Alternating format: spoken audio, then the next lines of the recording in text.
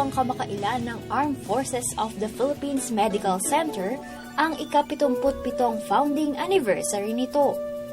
Kaugnay din dito ay ang layuning mapanatili ang nasimulan ng maayos nitong pasilidad at serbisyo.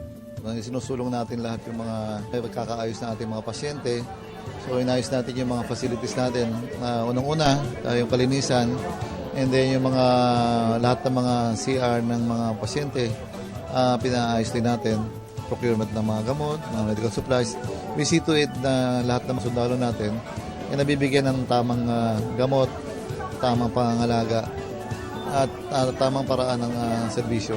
With the good leadership of the incumbent commanding officer, si General Santa Ana, mas lalong i-improve yung mga facilities para makapagbigay ng magandang lunas, lalo na sa mga medical requirements.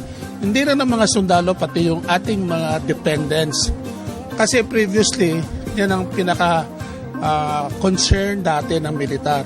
Pero nung umupo si General Santa Ana, ang laki ng improvement sa kanyang innovative ideas at sa kanyang foresight, gumanda ang ating medical center. Gintong pagkakataon na rin ito para maparangalan ng mga katangi-tanging empleyado na nagpamalas ng di matatawarang paglilingkod. Wala naman po talagang extraordinary na ginawa bilang sundalo, kundi ito'y talagang dapat gampanan ng bawat isa, bawat sundalo o bawat opisyal. Ito po ay dapat gampanan hindi lamang dahil gusto mong magkaroon ng award, kundi ito ay dapat patuloy ginagawa araw-araw para po ma-improve ang iyong career at mapasaya mo po ang lahat po ng pasyente at ganun din po ang departamento mo, ang mga staff mo. Naging model employee for supervisor, giving all the best in everything for the delivery of patient care service. Nagpapasalamat ako sa pamunuan ng AP Medical Center, lalo na sa aming commander kay Brigadier General Normando Santa Ana Jr. at sa aking CMO officer na si Commander Tikaw sa nabigay nila sa akin na award na hindi ko sukat akalain na ako magpili nila. Bilang masasalamat ko sa kanila, pagbubutihin ko palalo ang aking trabaho. I did multitasking accomplishment, lalong-lalo na sa mga training. Marami akong nagagampanan na trabaho sa AFP Medical Service School at nagpapasalamat ako kay Colonel Marianila B. Lopez dahil sa mga ginawa niyang write-up sa akin na nakatulong ng marami sa akin. Nagsisilbi ngang mga tagapagligtas at tagapagtanggol ng bansa ang ating mga kasundaluhan. Kaya nararapat lamang na kanilang maranasan at matanggap ang mga parangal at pagkilalang nagmumula sa ating lahat. Pinapasalamatan ko yung mga kasama namin, mga officers, mga sundalo, mga nurses, mga medtech natin, pati lahat ng mga kawani ng AP Medical Center. Kasi kundi sa kanila, hindi rin magiging matagumpay yung pangangalaga natin sa mga sundalo natin na tinatawag natin yung mga makabagong bayani ng ating bayan. Tuloy lang nila ang pakikisama sa isa't isa, maging united at isipin lagi ang kapakanan ng ating mga kasundaluhan.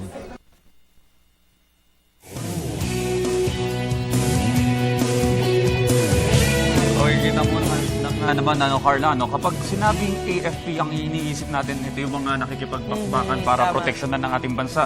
Pero ang dami pala nilang gampanin. Kaya naman ngayon umaga, pag-uusapan po natin ang naganap na pagdiriwang ng 77th Armed Forces of the Philippines Medical Center Founding Anniversary. Makakasama po natin si Colonel Benedicto Jovellanos. Sir, magandang umaga po sa lahat po ng medical staff.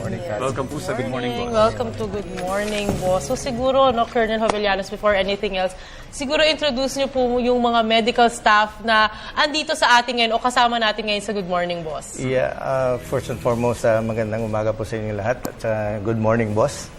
Tsaka Audrey and Carla, thank you very much. Tsaka ang management ng PTB4 for giving us this opportunity to appear and showcase siguro itong pinag-usapan nating AFP Medical Center. Unfortunately, our commander, General Santa Ana, gusto niya makasama rito, kaya lang mayroon siyang budget hearing. Equally important, kaya lang important yung budget din na i-defend sa Senate. And with me are yung personal staff. Most of them are key staff, AFP Medical Center. On my right is Colonel Regina Canonisado is the Deputy Commander for Professional Services. Si Colonel Jocelyn Turla, the Commanding Officer ng First Forward Medics. Si Commander Ticao, our Civil Military Operations Officer. Si Colonel Riboja, Fernando Riboja, our Chief of Staff. And si Colonel Edwin Leo Torrevega, the Commanding Officer ng Viluna General Hospital. Ayan. So siguro, ayan ngayon, kilala na natin itong mga kasamahan ni Colonel Jovellanos, itong mga medical staff, or high-ranking staff ng AFP Medical Center. Yes. So siguro naman pag-usapan naman po natin, or siguro kwentuhan niyo po kami, brief history po ng AFP-MC. Well, the AFP Medical Center was named as a fitting tribute to Colonel Victoriano Luna, who died during World War II sa Bataan. It started in 1937 when he conceptualized putting up a hospital. And eventually, in 1937, his dream was realized. So, the first Philippine Army General Hospital was put up to address the needs of our soldiers who are sick, wounded. It started with a 50-bed capacity, then nag-expand ng 250 hanggang 500. And it was in December 1941, the half of the personnel were assigned sa Bataan. Kasi during the times nag-escalate ang World War II. So half of the personnel. And siyempre nandun pa rin si Colonel Luna. And unfortunately, during his visit on March 26, 1945, 1946, incidentally, he was hit by bomb. So, and then after that, the Philippine Army General Hospital was established then. And then by virtue of BO number 512, it was named as the Viluna General Hospital. Then again, continuously we're serving our clientele until sometime in 1970, it was redesigned by virtue of General Order 289, I think it was renamed, redesigned as the AFP Medical Center, which presently located along Viluna Avenue, and it is within Camp Colonel Victoriano K. Luna. Yes, sir. Yes. Maaari niyo po ba kaming kwentuhan dahil ito yung 77, ang habang panahon na pala, no? 77th founding anniversary ng AFP Medical Center. Sino-sino po yung mga nabigyan ng parangal? At ano pong nagtulak or ano po yung criteria para bigyan sila ng parangal? Well, year in and year out, we see to it na yung mga deserving personnel natin, we are giving them awards. So, marami po kaming criteria in terms of their achievement, in terms of yung mga na-contribute nila, kung meron sila na-contribute na very, yung talagang kanais na achievement for a 1-year duration period. So, yun nga, we give the Serving Medical Corps Officer of the Year, Nurse Corps Officer of the Year, Medical Administrative Corps Officer of the Year, Line Officer of the Year, because we have line officers who have been assigned at AFP Medical Center, yung Civilian Employee of the Year namin, Supervisor, at saka yung enlisted personnel also, yung mga kasundaluhan, and our Civilian Employee of the Year. Yes, sir, ma'am. Kayo po ba minsan na rin naparangalan sa founding anniversary ng AFP Medical Center? Gaano po ka-importante yung parangalan or bigyang pagkilala yung hard work? Good morning. It's important to be given a certain award like being the most outstanding medical corps officer of the year kasi magiging moral booster din ito. So motivation. It motivates you to perform even better and become a role model for your colleagues and become an example for you to give better and higher quality services to our clientele, specifically our soldiers and their dependents. So, sa ating mga gentlemen naman na mga nakatayo, so may mga pagkilalang ibinibigay pero ang hindi namin alam, ano ba itong mga challenges? May mga challenges challenges din po ba na kinakaharap kayo sa inyong day in, day out na trabaho? Maraming challenges na aming hinaharap sa AP Medical Center, just like me. I am not a doctor or a medical practitioner. I am a line officer. Kailangan namin siguraduhin na sapat ang aming mga supplies, gamot, medical supplies, and yung mataas na antas ng readiness ng aming medical equipments. So, ang kalinisan, syempre, dapat siguraduhin namin lahat na nakaready ito para sa kung anumang mga eventuality na mangyayari. Ayan, syempre ngayon alam na natin, of course, itong mga parangal na ito, syempre dahil ito sa serbisyo na binibigay nila at sa kasipagan nila. So siguro pag-usapan natin mismo, Audrey, yung medical center. Misalo na po kunyari may mga biglaan na, for example, like last year, nagkaroon ng napakalakas na bagyong Yolanda. And of course, syempre sa mga kasanduluhan, gaano po ba tayo kahanda o gaano po ba tayo ka-prepare pag may mga gantong klaseng sakuna? Na tumulong po. Yes, we have one of our operating units is the First Forward Medics. Ito yung unit namin na deployable anytime in terms of disasters, in terms of calamities. At fortunately nga nandito si Colonel Turla, siya po yung commanding officer ng tinatawag naming First Forward Medics. Yes. Yeah, actually the First Forward Medics is an acronym of Medical Emergency Deployable Intermediate Care System. So it's not only that we are focused on the hospital, but we take care of our soldiers far forward. So we have a forward surgical team that takes care of them. So like we were able to send our surgical team to Holo during the Zamboanga siege, our team, and at present we have a mobile surgical diagnostic and laboratory van. It's a van that is equipped with operating room equipment and also with our diagnostics and laboratory. And then we are being placed far forward up to the brigade level just to address the needs of our patients who are deployed far-flung areas. Okay. More than dun sa may facility ninyo, no? Kayo po, ma'am, sasagawa rin kayo ng mga bloodletting or other programs or mga health fair?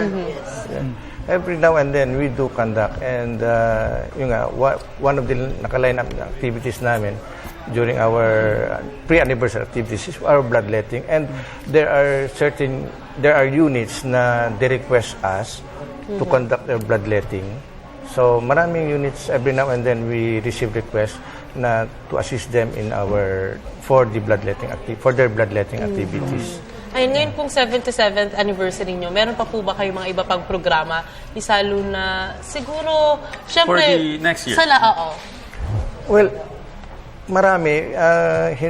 Ang AFP Medical Center does not stop from our pre-anniversary activities. Even our post-anniversary, year in, year out, we have our programs to address the needs of our clientele in terms of improving our services. Clientele, ang keyword dito is improve yung quality service namin. So, yun nga, as medical officers, maraming dumarating sa aming kaso. And with the advanced technology, marami ka na nadadiagnose ng sakit. So that would pose also as a challenge for us. And in correlation with that, we have also acquiring mga modern equipments to cope up with the modern technology. So yun lang. We have continuous program.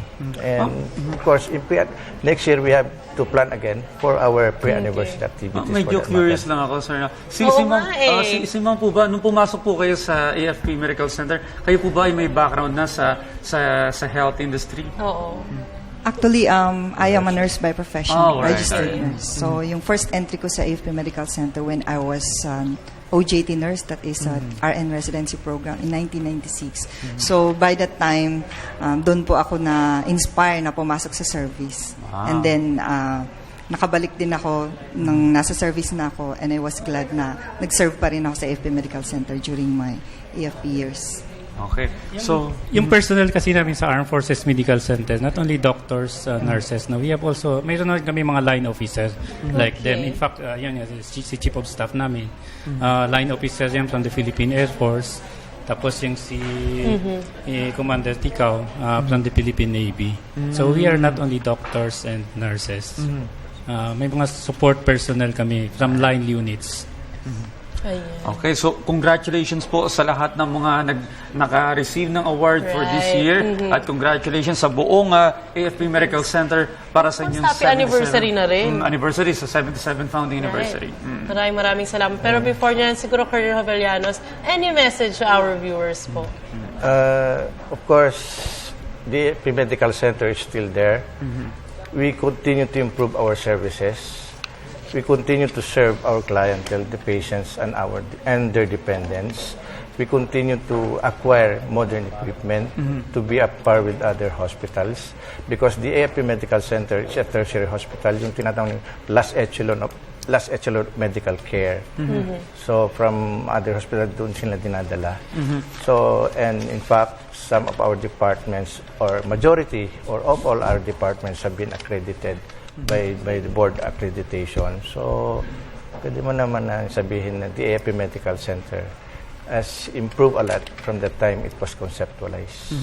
Pero kung pag-uusapan po yung improvement, sir, sabi nyo kanina wala si Brigadier General Santa Ana Jr. ngayon para sa budget hearing. So, kailangan po talaga ng dagdag sigurong budget para makabili pa ng ibang mga makabagong equipments na mga gagamit ng AFP Medical Center. Yes, the higher headquarters is very much supportive naman in terms of our logistical requirements, in terms of our services na dinideliver namin sa mga patients. Especially our new Chief of Staff, si General Katapang. Very supportive naman sa mga predicament o mga ngailangan naman ng mga soldiers natin in terms of health services. So for the past few years, hindi po nagkulang sa budget naman ang AFP Medical Center? Well, sabihin natin na sapat. Just enough. Pero syempre, kailangan pa rin namin ng supplement, elbow room para kasi hindi natin masasabi kasi marami naman dumarating ng sakit and we cannot predict kung ilan yung dumarating na pasyente, ilan yung dumarating na So, nagbabari talaga. Ito na lang, siguro Colonel Jovellanos, sa 77 years, ano na po ba yung mga improvement and siguro yung mga bagong facilities na rin sa AFMC? It's 77 years. So, yung history namin nga, nag-start as a 50-bed capacity, naging 60-bed capacity hospital, and now we have 1,200-bed capacity hospital. So, we cater to a lot of patients, and through the years, nag-i-improve ang not only facilities and equipment, but also the services na naibibigay. Kasi po, tulad ng nasabi kanina, almost all of our departments are accredited by the different specialty societies ng ating country. So, kung sinasabing ina-accredit, hindi lang yung training program and education ang accredited, kundi even the services, the facilities of the medical center are accredited, and we can guarantee that we offer tertiary medical services na which is of good quality that our soldiers and our patients deserve.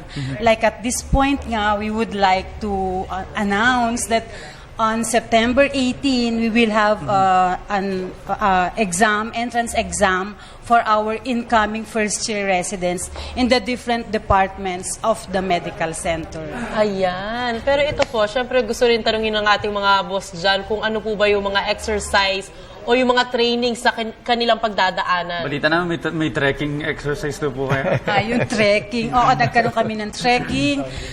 As part of the pre-anniversary activities, trekking sa Daranac Falls. We had with us about 32 patients. 32 patients? Yeah, 32 patients. Pasyente na disabled. Nag-trek sila, yes, and they were able to show na their performance is beyond physical limitation. Yung mga naka-crutches, naka-wheelchair, kaya pa rin naman nila. So, na-boost ang kanilang moral na they can still perform better. They can still perform like the way a person without physical limitation has. So, Well, iba rin kasi yung nakakapasyal yung mga pasyente, no? Yes. Dahil alangan na yun, lagi nakakulong lang sa ospital, ano? Napakaganda niya para maliwanagan din yung kanilang isip so, at kalakasan. breather siya. So, it's a breather. It's some sort of a breather. Nagkaroon din ng firing. Fun shoot. Oh, yeah, we had a fun shoot at Camp Kapinpin. So, nagkaroon din ng winners sa firing activities. And we May had our sports sports fest. So, it hastened camaraderie and sportsmanship among our employees. Parang ang saya dito sa AFP Medical Center.